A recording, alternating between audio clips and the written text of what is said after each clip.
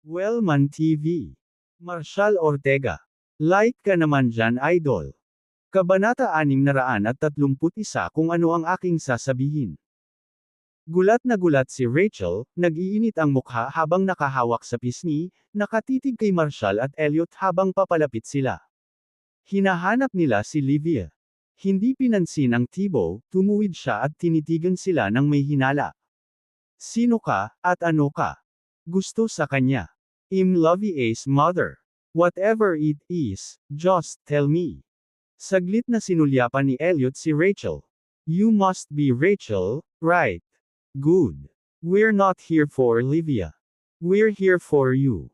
Huminto kami sa pwesto mo kanina, pero sabi ng kapitbahay, nasa school ka ng anak mo, kaya sinundan ka namin dito. Lalong natarante si Rachel, parang lumulubog ang dibdib niya. Connected ba sila sa side ni Draven? Anong gusto mo sa akin?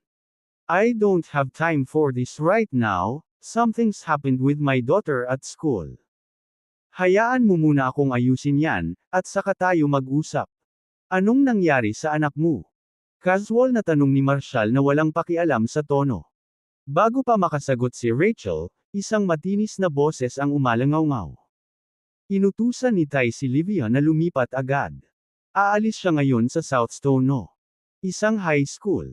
Stop wasting time here, Rachel, nakangising dagdag pa ni Sorina. Mayroon akong mas mahahalagang bagay na dapat gawin. Walang oras para sa kalokohang ito. Kukunin ko ang mga transfer form. Kapag napirmahan mo na, maaari mong kunin si Livia at umalis. Ayokong makita si Livia dito. Ngayon pa, tumigil ka. Mariing sabi ni Marshall na nanliit ang mga mata habang nakatingin kay Sorina. Ikaw ba ay isang guro? Huminto si Sorina, sinulyapan ng masama si Marshall. Napaisip siya sa sarili. Kung kaibigan niya si Rachel, dapat isa lang siyang mababang buhay. Kahit gaano ka kahusay manamit, hindi nito binabago ang iyong lugar sa ibaba. Tinapunan siya ni Sorina ng masamang tingin. Oo, teacher ako. Ano sayo? I'll be reporting you to the principal. Ang mga katulad mo ay hindi dapat pinapasok sa school grounds. Tapos tumalikod na siya para umalis. Sinabi ko bang pwede kang pumunta? Pinunasan ni Marshall ang kanyang malinis na mga kamay ng basang punas habang nagtatanong, ang babaeng katulad mo ay guro talaga. Ngayon lang kita nakitang sinaktan mo siya. Ganyan na ba ang ugali ng mga guro ngayon? Nakakahiya talaga. Nakatayo roon si Rachel, natulala sa mahinahon ngunit mapilit na salita ni Marshall. Ang hangin ay makapal sa tensyon, at halos hindi niya mahanap ang mga salitang sasabihin. Nagmamadali siyang nagsalita, Sir, you can't do this. Huwag kang mag-alala, patuloy ni Marshall na may bakal na tono, sisiguraduhin kong matututo ang baboy na ito ng ilang asal. Hindi ito makakaapekto sa kinabukasan ng iyong anak. Naramdaman ni Rachel ang pagtulo ng malamig na pawis sa kanyang balat. Hindi niya alam kung paano magre-react. Bakas ang galit ni Sorina. Sino ba ang tinatawag mong baboy? Sumirit siya, napakuyom ang mga kamao sa galit. Hindi mabasa ang mukha ni Marshall. Tinatawag kitang baboy. May problema ka ba niyan? Tila kumaluskos ang kapaligiran nang mapansin ni Sorina na hindi siya katugma sa pananakot ni Marshall. Isang malalim na pakiramdam ng pagkabalisa ang nagsimulang gumapang sa kanya. Hindi na ako nag-aaksaya ng oras sa iyo, sabi niya, tumalikod na para umalis. Si Marshall, gayunpaman, ay sumili ng isang ngiti na nagdulot ng panginginig sa gulugod ng lahat. Oh, pero gagawin ko. How dare you? Nagsimula si Sorina, ngunit naputol. Nang sinampal siya ni Marshall ng malakas sa mukha. Napaatras siya, bumagsak sa pader na may malakas na kalabog, humihingal. Natigilan si Rachel, natakot sa nangyari. Ito iyon. Naisipan niyang kausapin ang school board at makiusap na dito na lang mag-aaral si Livia. Ngunit sa sampal ni Marshall, naglaho ang anumang pag-asa na mailigtas ang lugar ni Livia sa paaralan. Sa sandaling iyon, ang punong guro, si Hugo Thorne, ay sumugod sa eksena, na nasa gilid ng kanyang katulong na si Luther Gallo. Sinalubong niya ang magulong eksena ng may dilat na mga mata, nanginginig ang boses sa gulat. Ms. Craven, Anong nangyari? Nang makita si Hugo at Luther, agad na kumapit si Sor Ina sa binti ni Hugo na parang bata, tumulo ang luha sa kanyang mukha. Mr. Thorne, ito ang mga tao ni Mrs. Graham. Inatake nila ako, at hindi ko ito pababayaan. Ipakuha nila si Livia at umalis. Hindi sila bagay dito. Pinandilatan ni Hugo sina Rachel, Marshall, at Elliot. Ikaw ba ang nanay ni Livia? Tanong niya, malamig ang tono niya. Sumugod si Rachel. Mr. Thorne, pakiusap, hayaan mo akong magpaliwanag. Hindi ko kailangan ng paliwanag mo, sambit niya. Dalhin mo ang anak mo at umalis ka na. This school will not accept students from family like yours. Asero ang boses ni Marshall. Ikaw ba ang principal? Kailangang may lehitimong dahilan sa pagpapatalsik mag-aaral. Dahil, napangisi si Hugo. Ako ang principal dito. Kung ano ang sinasabi. Kung sasabihin kong kailangang umalis ang isang tao, aalis sila. Nagdilim ang tingin ni Marshall. Isang principal sa tinatawag na prestigious school na ganito, nakikipag-usap sa mga ganyan. 2/3. Nginisyan siya ni Hugo. Let me make it clear. Ang presensya ni Livia dito ay nagdulot ng problema sa ibang estudyante. Isang mag-aaral mula sa isang pamilya na hindi mo gustong tumawid. At nalaman ko na ang tiyuhin ni Livia ay si Draven, ang pinuno ng Draven Group, na ibinaba ng mga awtoridad kahapon. Ang aming paaralan ay walang interes sa mga mag-aaral mula sa gayong mga background. Kaya, kunin mo si Livia at umalis ka na. Nag-alinlangan si Rachel, saka yumuko kay Hugo. Mr. Thorne, pakiusap ko. Ang anak ko ay isa sa 3 nangungunang mag-aaral sa buong paaralan. Hindi siya nagdulot ng gulo, at gusto siya ng ibang mga estudyante. Gusto nilang pag-usapan ang mga bagay na pang-akademiko sa kanya. Hindi man lang niya nilalabanan si Elena para makipagkumpetensya para sa student council, at hindi niya sinubukang tumakbo bilang presidente ng klase. Kahit gaano kaganda ang mga grades niya, hindi welcome dito si Livia. Sigaw ni Sor Ina. Sinampal ako ng kumagnayon. Tumatawag ako ng pulis. Rachel, kunin mo ang iyong anak at umalis ka. Hindi mahalaga kung gaano kakatagal yumuko. Ang desisyon ni Mr. Thorne ay pinal. Umalis ka na dito. Gumapang ka, for all I care. Pinunasan ni Marshall ang basang punas sa kanyang kamay, isang nakakalokong ngiti ang sumilay sa kanyang mukha. Mukhang hindi sapat ang isang sampal. Elliot, bigyan mo siya ng kaunting leksyon. Humakbang si Elliot, hinawakan si Sor Ina sa buhok at sinampal ng 2 beses, malakas.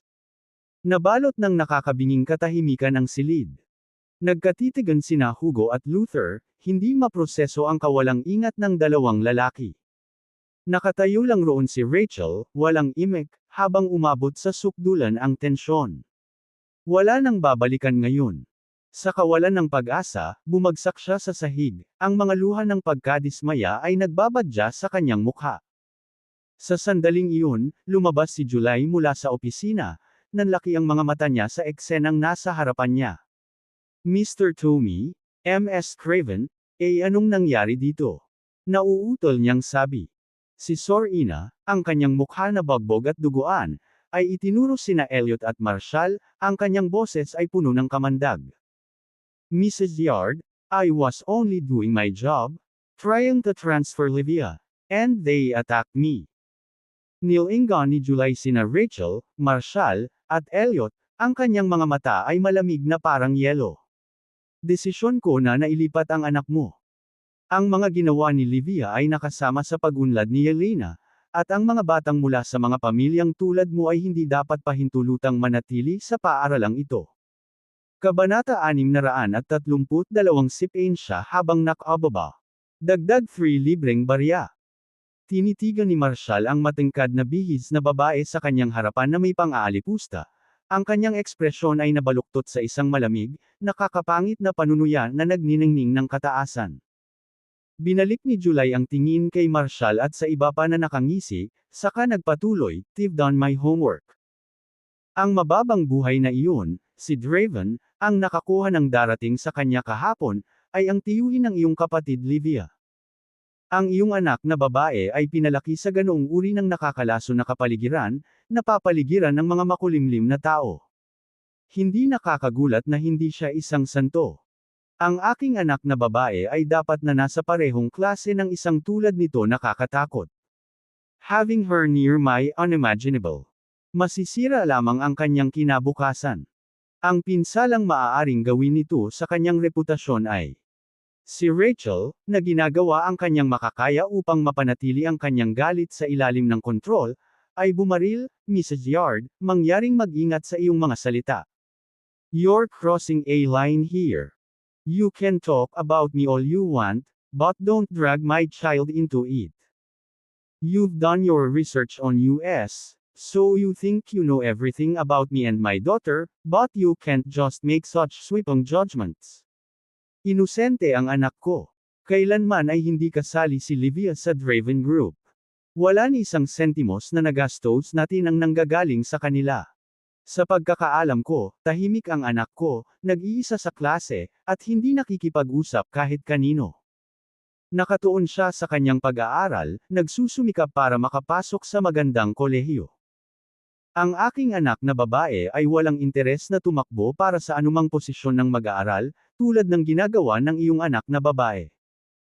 Kung labis kang nag-aalala, hayaan mong tiyakin ko sa iyo, ang aking anak na babae ay hindi kailanman sasali sa anumang halalan ng mga mag-aaral. Hindi niya hahanapin ang mga titulo tulad ng outstanding student, o model student. Huwag kang mag-alala. Kung ang kampanya ng iyong anak ay nasa panganib, ang aking anak na babae ay hindi magiging bahagi nito. Sapat na ba yun para sa iyo? Ang gusto lang namin ng aking anak na babae ay mag-focus sa aming pag-aaral at pumasok sa unibersidad. Hindi kami naging interesado sa anumang mga parangal o parangal. Alam namin ang lugar namin. Yung mga parangal ay para sa mga pamilyang tulad ninyo, hindi para sa amin. Ngumisi si July, nako, alam kong hindi kasali ang anak mo sa mga ranggo na iyon. Ngunit ang totoong isyu ay, sa anak mo sa klase, halos walang suporta si Elena. Napakaraming pera ang ginastos ko, ngunit wala ni isa sa mga klaseng wars ang napupunta kay Elena. Ano sa tingin mo yan? Ibig sabihin, nangangahulugan ito na gumamit ang iyong anak ng ilang kasuklam-suklam na pandaraya para mapanalo ang mga lalaki at babae sa klase na iyon. Naputol ang pasensya ni Rachel. Mrs. Yard, ipaliwanag ang iyong sarili ano ang eksaktong ginawa ng aking anak na babae na napakakasuklam-suklam. Ikaw ay isang may sapat na gulang, kaya managot sa iyong mga salita. Ang pagtatapon ng mga akusasyong tulad nito ay malupit lang. Ngumuso si July, bakit ako mananagot kapag may kausap akong tulad mo at ng pamilya mo? Ang galit ni Rachel ay tumataas, ngunit sinubukan niyang manatiling kalmado. Maaari mong isipin na may klase ka, ngunit dapat kang magkaroon ng ilang mga pangunahing asal. Ang paraan ng paninirang puri mo sa aking anak ay nakakahiya. Sino ba ang nahihiya dito? Mapusok na tinuro ni July ang mukha ni Rachel. Ang tiyuhin ng iyong anak ay ang pinuno ng Draven Group, isang kilalang gang. Ibig sabihin, mayroon siyang parehong dugo na dumadaloy sa kanyang mga ugat. Kung hindi ginamit ni Livia ang kanyang hitsura para gayumahin ang mga lalaki, paano pa niya makukuha ang atensyon nila kaysa sa anak ko? Paano pa niya maagaw ang atensyon nila? Mr. Thorne, Ms. Craven, itigil mo na ang pag-aaksaya ng oras sa mga mas mababang uri na ito. Alisin mo na sila ngayon. Ang mga taong katulad nila ay walang lugar sa isang paaralan tulad ng Southstone no. Isang high school. Ang dignidad at reputasyon ng aking anak ay masyadong mahalaga para madumisan ng kanilang presensya. Napailing na lang si Rachel sa pait, hindi mahanap ang mga salitang isasagot. Masakit ang katotohanan. Siya at si Draven ay magkapatid, at ang landas ni Draven ay naligaw ng landas dahil sa kanya. Minsan, naging mabuting bata si Draven, ngunit itinulak siya ng kanilang malupit na guro sa madilim na kalsadang ito. Sabik na tumanggo si Hugo, sinusubukang pasayahin si July. Mrs. Yard, don't worry. Aayusin natin agad ang mga papeles at tatanggalin natin. This way, the school will be rid of one less unstable element. Si Rachel ay desperadong nagsumamo, Mr. Thorne, pakiusap, huwag mong paalisin ang aking anak na babae. Hayaan mo lang siyang makatapos ng high school at makapagkolehiyo. I'm begging you, Mr. Thorne. You're a parent to have some compassion for my daughter. It's not her fault she was born in a family like ours. Please, let her stay. I promise, she will follow all the rules and never make trouble for anyone else. I'm even willing to have her keep to herself and not speak a word, as long as you let her stay and finish her education. Ha! Nanunuya si Sorina, nanunuya ang tono. Stop playing the victim. You're acting like we are bullying you. Naging magalang ako, ngunit dapat ay alam mo na ngayon na ang iyong gangster na kapatid ay basura, at dapat ay pinalayas ka na noon pa man. Sa tingin mo ay makatuwirang hayaan ang iyong anak na babae na manatili sa paaralang ito.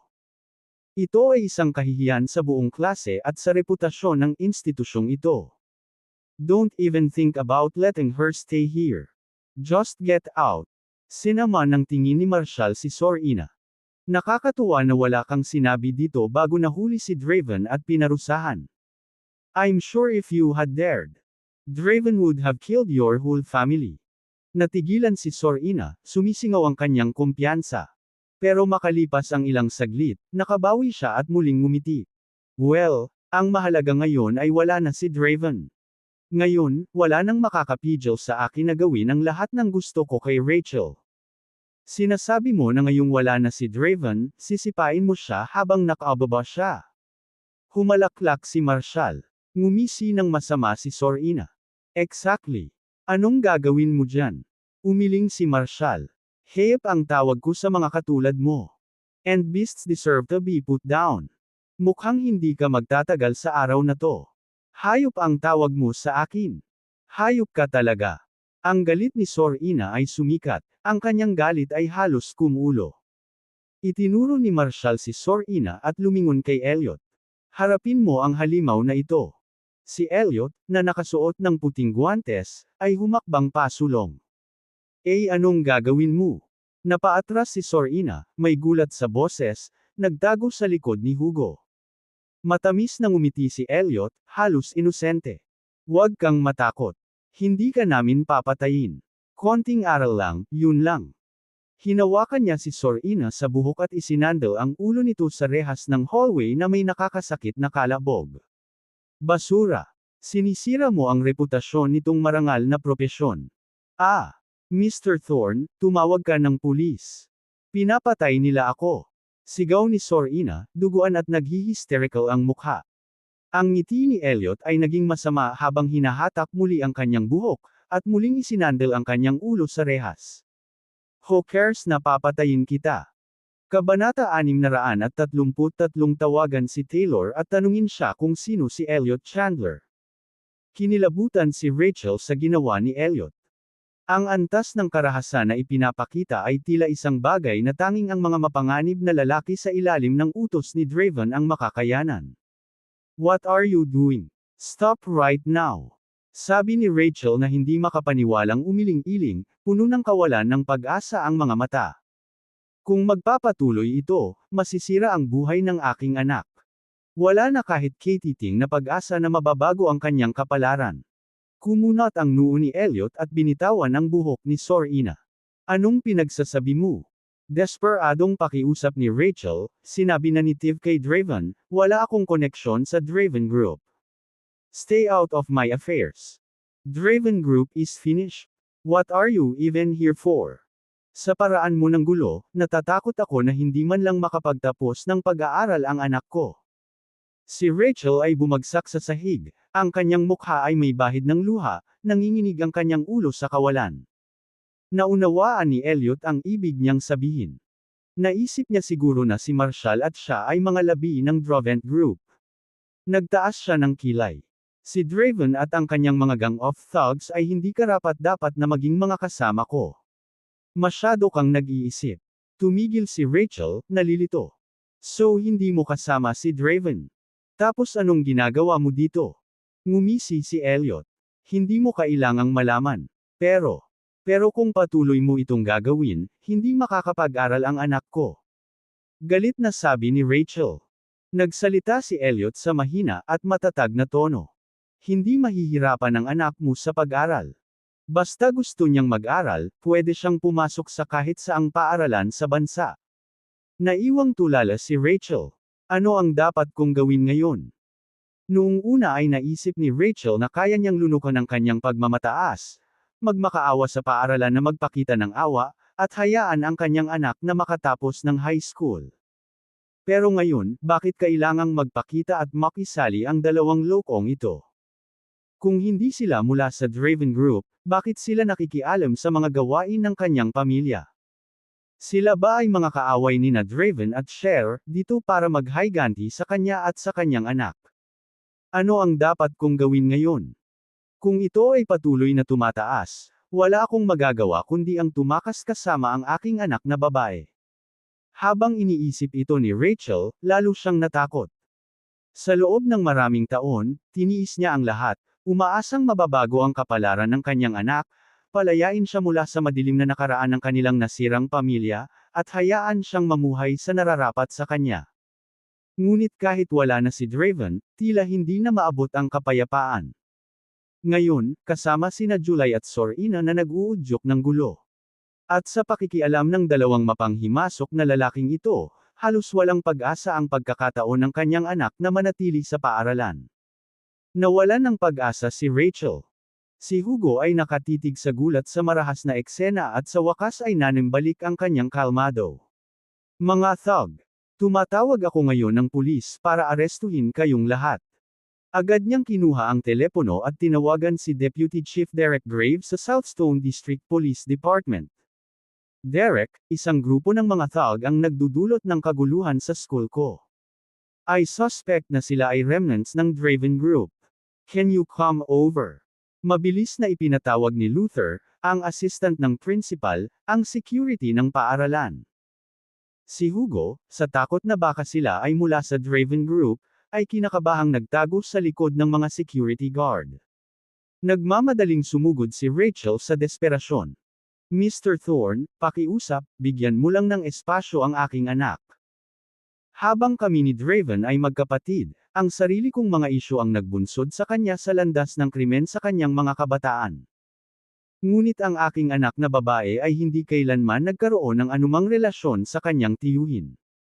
Ang aking kapatid na si Draven ay lubos na nakaalam tungkol dito. Ilang dekada na kaming hindi nag-uusap. Sa lahat ng ito, hindi ako tumanggap ng kahit isang sentimo mula sa kanya o sinuman sa pamilya. Alam na alam ito ng kapatid ko at hindi pa nakipag-ugnayan kay Livia. Laging umaasa si Draven na makakaasa si Livia sa sarili niyang kakayahan para tahakin ang landas na nakalaan para sa kanya. Mr. Thorne, maniwala ka sa amin. Wala kaming kaugnayan sa Draven Group. Why? Maaari mong i-verify ito para sa iyong sarili. Tawa ng tawa si July. My husband had someone look into your past. Totoo naman, naging kriminal si Draven dahil sa'yo. Noong nag-aaral ka, nakipagrelasyon ka sa iyong homeroom teacher.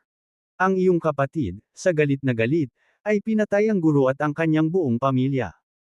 Iyon ang nagtulak sa kanya sa landas ng krimen. Ikaw ay palaging isang immoral na babae, kaya paano mo inaasahan na ang iyong anak na babae ay magiging mas mahusay? Tumanggi akong maniwala na napakaraming mga kaklase niya ang talagang mahilig sa kanya. Siguro siya ay walang kahihiyan tulad mo, na gumagamit ng murang mga trick upang akitin ng mga lalaki, kaya naman ang lahat ay nag-e-enjoy sa paligid niya. Kahit na magmakaawa ka sa amin ngayon, hindi mahalaga. That's it from your family has to leave Southstone no. Isang high. Smack. Hinampas ng kamay ni Marshall ang mukha ni July. Sinaktan mo ako. Bumagsak si July sa lupa, hinawakan ang kanyang namamagang pisngi at sumisigaw sa galit. Ang bisyo mong babae. Ngumisi si Marshall. You dare hit me. I'm going to kill you. Sigaw ni July, puno ng galit ang boses niya. Mr. Tommy, ayaw kong masangkot ang mga pulis. Papatayin silang lahat ng mga tauhan ng asawa ko. Tapos, kinuha ni July yung phone niya. Walang nakakaalis sa inyo. Kung hindi ko sisiguraduhing patay kayong lahat ngayon. Hayop ako. Nagkibit balikat si Marshall. Well, iyon ang pinakatumpak na paraan upang tukuyin ang iyong sarili. Teka lang, dinadala mo to sa sarili mo. Umiiyak na sabi ni July habang dinadial ang number ni Sunny habang tumutulo ang mga luha niya. Sunny, bilasan mo sa school, sob-sob, ay. Natamaan ako ng 2 B****. Sa kabilang linya, ang galit na sigaw ni Sunny ay sapat na para marinig ng lahat. Julio, sasama ako. Kahit sinong manggahas na saktan ka o ang anak natin, papatayin ko sila. Binaba ni Sunny Yard sa kabilang linya ang tawag. Nagsisimula pa lang siyang maghanda kasama ang kanyang kasintahan nang makatanggap siya ng tawag mula sa kanyang asawa. Binalak sana ni Sunny na magsuot ng damit at magtungo kaagad sa paaralan. Pero hindi niya napigilan ang babaeng nasa tabi niya, na buhol-buhol sa kanya. Nag-aatubili, sumuko siya sa kanyang mga pagsulong, nakikibahagi sa panibagong pag-iibigan bago siya tuluyang pinakawalan ng kanyang kasintahan.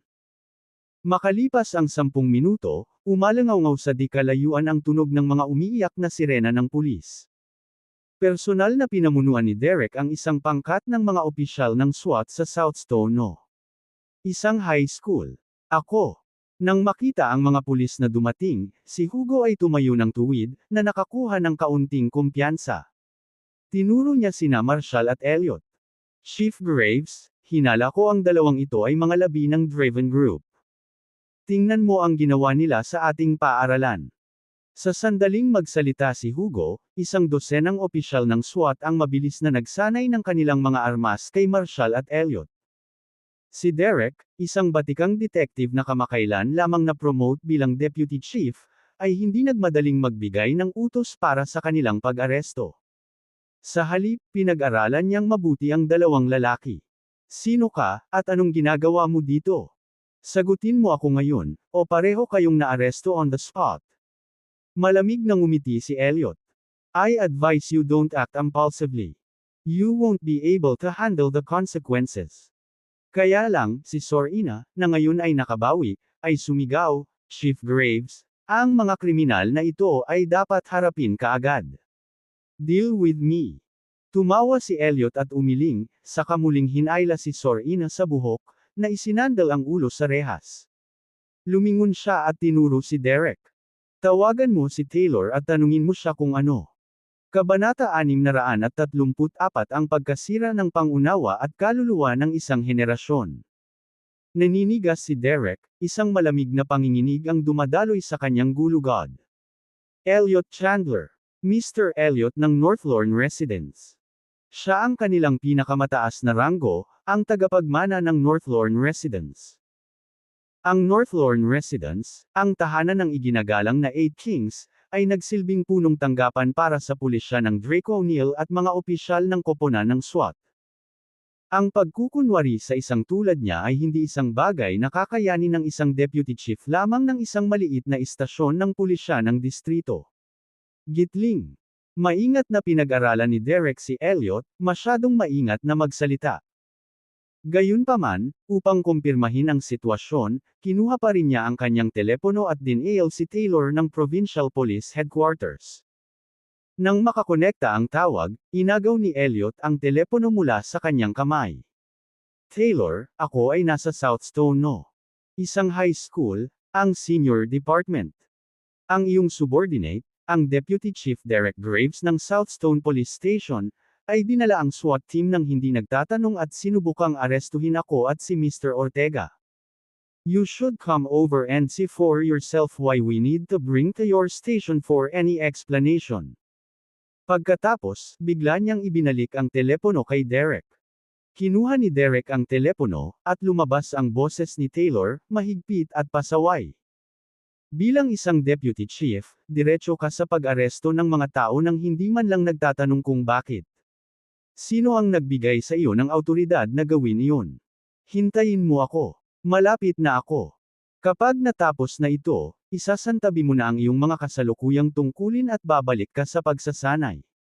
Kung hindi mo pa alam ang iyong lugar, pagkatapos ay maaari mong tanggalin ang uniforme. Dahil nandyan ka, ganap na makipagtulungan sa trabaho ni Mr. Elliot. Ito ba talaga si Mr. Elliot ng North Lorne Residence? Nanginginig si Derek na hindi mapigilan. Ito ang taong hindi niya pinangarap na makilala sa buong buhay niya. Paano siya magpapakita ngayon? At heto siya, maglalabas na ng utos para arestuhin siya. Sinusubukan ba niyang patayin ang sarili niya? Mr. Elliot, pasensya na. Hindi ko nakilala kung sino ka, hindi ko pa nakikita sa iyo.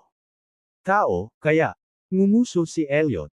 Kung wala ako ngayon, bulag mong sinundan ang Bast Road na principal na iyon, pumunta dito para arestuhin ang mga tao nang walang pakialam sa sitwasyon. Ganyan ba dapat kumilos ang isang taong may karanasan mo bilang isang veteranong detective? Pag-isipan mong mabuti. Pulis ka ba ng Draconia, o isang Alapiers lang ng walang kakayahan na principal na iyon? Kung hindi mo maisip yan, baka umuwi ka na lang at magtinda ng kamote. Si Derek ay basang-basa sa malamig na pawis, ibinaba ang ulo sa nanginginig sa harap ni Elliot. Technically speaking, nalampasan na niya ang linya. Sa mga tuntunin ng departamento, ipapadala siya sa Internal Affairs para sa interogasyon. Ang nagpulala pa ng mga bagay ay ang pag-uugaling ito ay nakadirekta sa Elliot ng North Lorne Residence.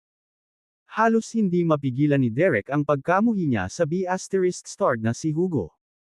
Kung hindi dahil sa kanya, paano siya napunta sa gulo na ito?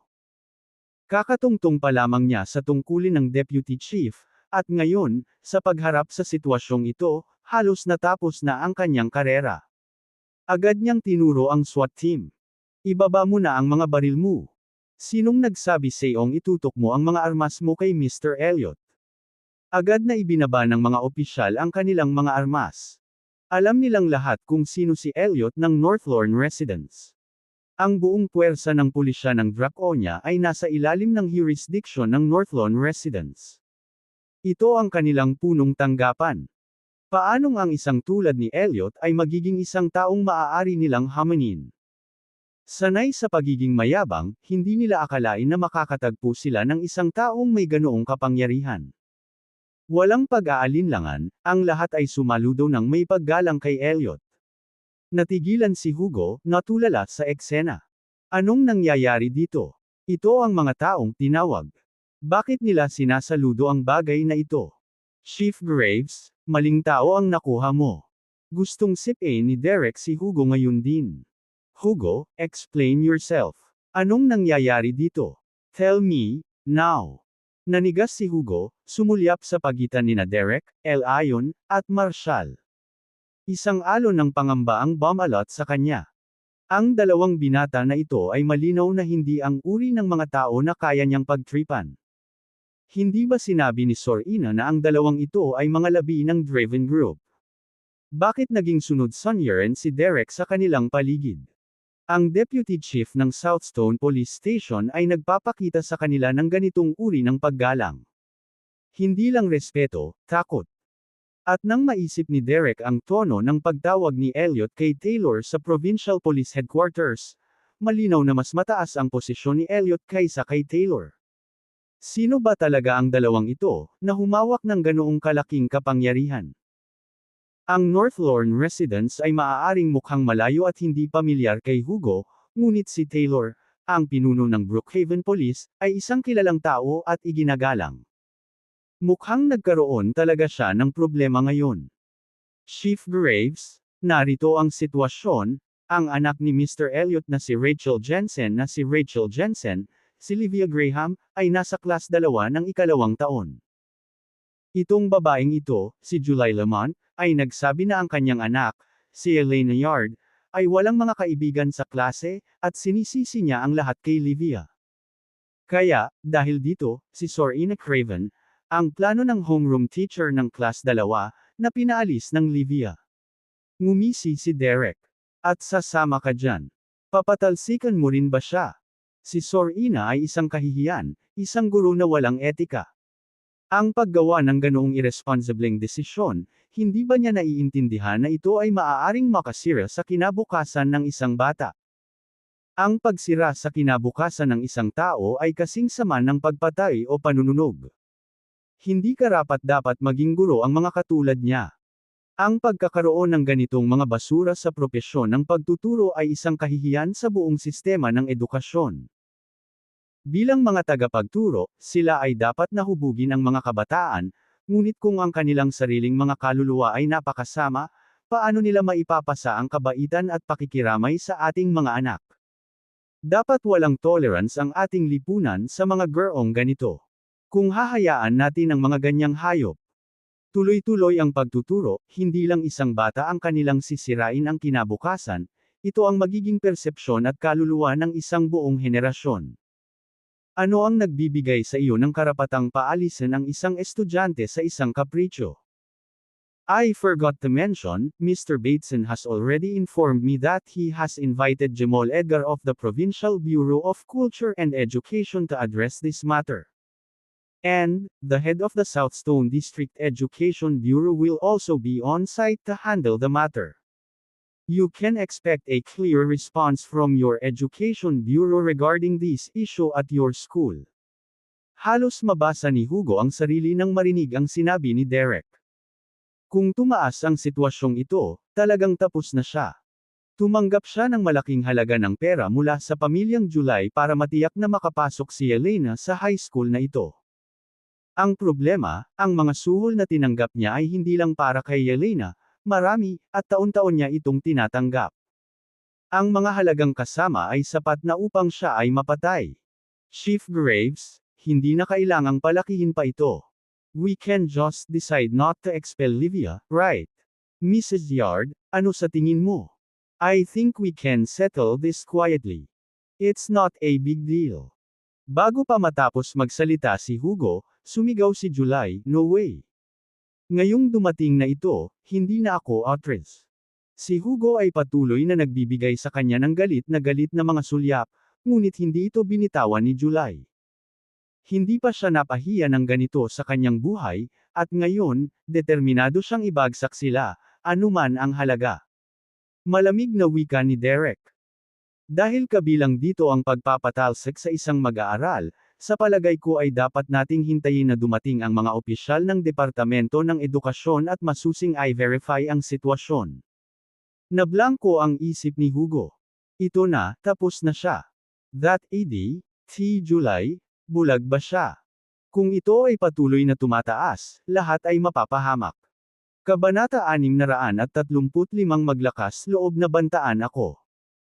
Tiningnan ni Hugo ang excited na tingin ni July at gusto siyang sakalin hanggang mamatay. Ang Osborne Group ay hindi kailanman kayang saktan ang isang tao na kahit ang punong himpilan ng pulisya ay natatakot. At gayon paman, gumagawa pa rin ng eksena ang babaeng ito, naghuhukay ng sariling libingan at hinihila si Sonny sa gulo kasama niya. Walang ibang naramdaman si Hugo kundi panghihinayang. Tahimik niyang sinumpaan ang sarili na hinding-hindi na siya tatanggap ng pera mula sa gayong mga hanggal na babae. Sa mga kritikal na sandali, ang ganoong uri ng pera ay maaaring nakamamatay. Kung ang kagawaran ng edukasyon at ang lokal na koanihan ng edukasyon ay nagpasya na mag-imbestiga ng maigi, ito na ang katapusan niya. Ang malalaking suhol na kanyang kinuha, kasama ang kanyang mga pakikipag-ugnayan sa mga babaeng guro tulad ni Sor Ina kung mayroon man sa mga iyon ay lalabas, maswerte siyang makatakas sa kanyang buhay. Taon-taon, inilalaan niya ang halos kalahati ng mga available na pwesto para sa mga mag-aaral, iniipon ang mga ito para sa mga magulang na handang magbayad, at pinapayagan ang mga bata na hindi nakakatugon sa mga kinakailangan na makapasok sa paaralan. Sa paglipas ng mga taon, ang kabuuan ay umabot na sa daan-daang milyon. Ni hindi niya masubaybayan ang eksaktong halaga ng kinuha niya. Paulit-ulit niyang binalaan ang mga magulang at mag-aaral na manatili sa ilalim ng radar, o sila ay nasa malaking problema. Ngunit si Julio, sa lahat ng tao, ay napakawalan siya tungkol dito. Nako, kung hindi mo hahanapin ang kamatayan, hindi ka mamamatay. Ang ibang mga tao ay nagpupumilit na makapasok sa paaralang ito upang makapasok sa isang magandang unibersidad, habang ang kanyang pamilya ay gusto lang magpakitang gilas. Ang mga babae at bata na tulad nila ay dapat wala sa kanilang isip. Maliwanag, ang pakikitungo sa mga edit ay haantong sa pagkaladkad sa katayan. Sinabi sa kanya ni Sor Ina na hindi magiging problema ang pagsang-ayon sa kahilingan ni July na harapin ang anak ni Rachel. Pagkatapos ng lahat, kasama ang Draven Group na nabura, ang pagkuha kay Livia at Rachel ay bahagi lamang ng plano, at wala silang magagawa kundi tanggapin ito. Pero hindi niya akalain na magpapakita ang dalawang ito. Napakataas ng kanilang katayuan na hindi niya maabot. Ano ang dapat niyang gawin ngayon? Lukang at July, parang hindi pa siya tapos. Kung patuloy siyang nagdudulot ng gulo, ang mga kahihinatnan ay hindi maiisip. Kailangan niyang pigilan siya ngayon. Hindi niya hahayaang magpatuloy siya sa ganito. Bago pa man siya makapagsalita ng kahit ano para pigilan siya, sumigaw si July, "Chief Graves, sigurado ka ba na nasa iyo ang tamang tao?" Kaibigan sila ni Draven. Hindi mo siya hinahabol, pero binibiro mo si Mr. Thorne. Anong nangyayari dito? Napatingin si Derek kay July. Anak mo si Elena Yard, di ba? Malapit na din ang asawa mo na si Sonny Yard. Mukhang makikisali na ang buong pamilya mo. Darating din ang mga opisyal mula sa Provincial Bureau of Culture and Education, at susuriin nilang muli ang pagpasok ng iyong anak sa Southstone High. Kung may makikitang paglabag, mapapatalsik si Elena. Kung mayroong anumang ebidensya ng panunuhol, ang mga awtoridad ay maghahabol ng mga kasong kriminal laban sa iyo. Saglit na nag-alinlangan si July bago mabilis na tumugon, "Nako, Chief Graves, paano tayo napunta mula sa pagtalakay sa mga puwersa sa ilalim ng lupa hanggang sa pagpasok sa paaralan ng aking anak? Ang aking anak ay Kat-Angie Tangi, na may isang mahusay na bilog na extracurricular na buhay.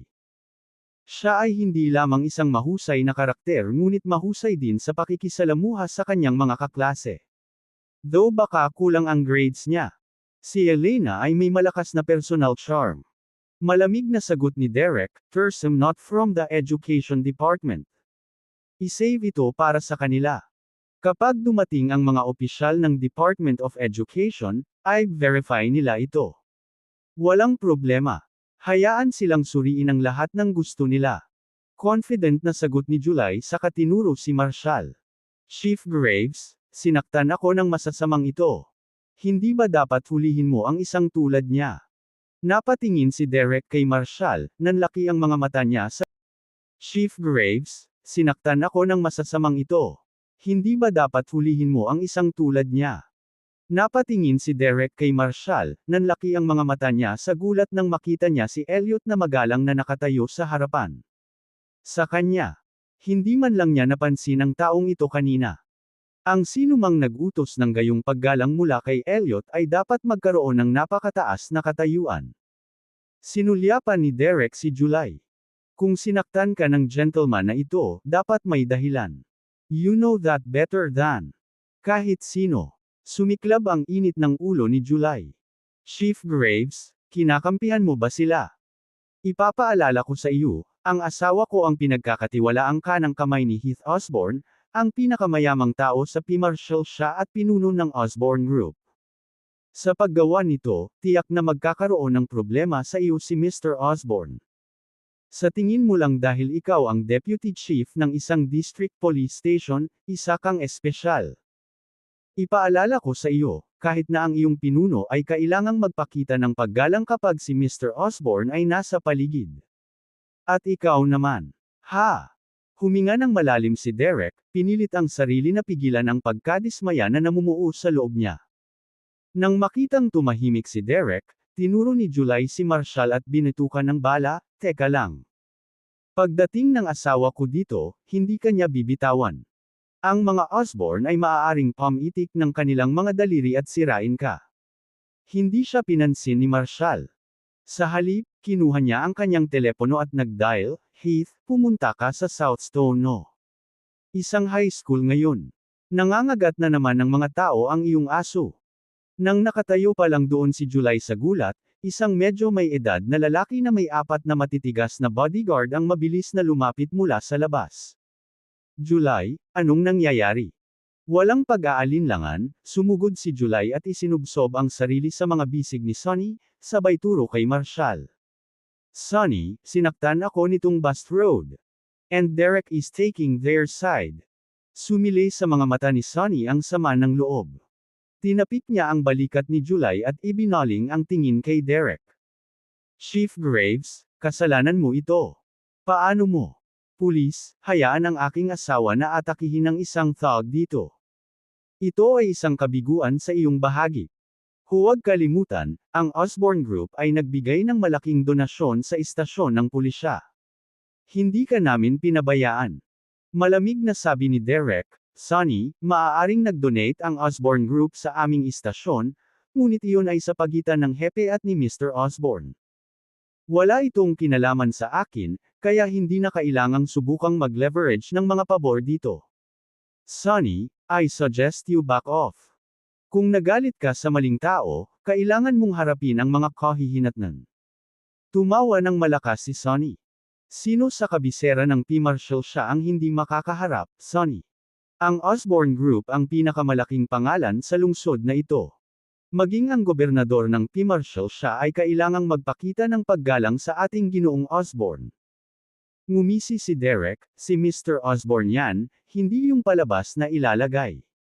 Isa ka lang sa mga subordinate ni Mr. Osborne. Sonny, they said all I'm going to say what you choose to do next is to you. Sinama ng tingin ni Sonny si Derek, saka bumaling kay Marshall. Ikaw, sa lahat ng tao, ay hindi man lang nagtanong bago ay patong ang iyong mga kamay sa isang tao. Alam mo bang ang paghampas sa aking asawa ay maaaring magdulot ng iyong buhay? Nandito ang mga pulis ngayon, kaya gagawa ako ng pabor sa iyo at paalisan muna kita. Hey, teka lang. Once you step out of this school, you'd better start praying for yourself. Bumaba ka. Walang kwenta kang Sem. How dare you threaten me? Anyone who dares to threaten me doesn't deserve to live. Bumagsak si Sonny sa sahig dahil sa pagbagsak, nabasag ang mga tiles sa ilalim niya. Bumulwak ang dugo mula sa kanyang mga binti. Anong ginawa mo sa akin? Napasigaw si Sonny sa sobrang sakit. Kilala mo ba kung sino ako? I don't care who you are. Kahit sinong nananakot sa akin ay hinding-hindi papayag ang mabuhay.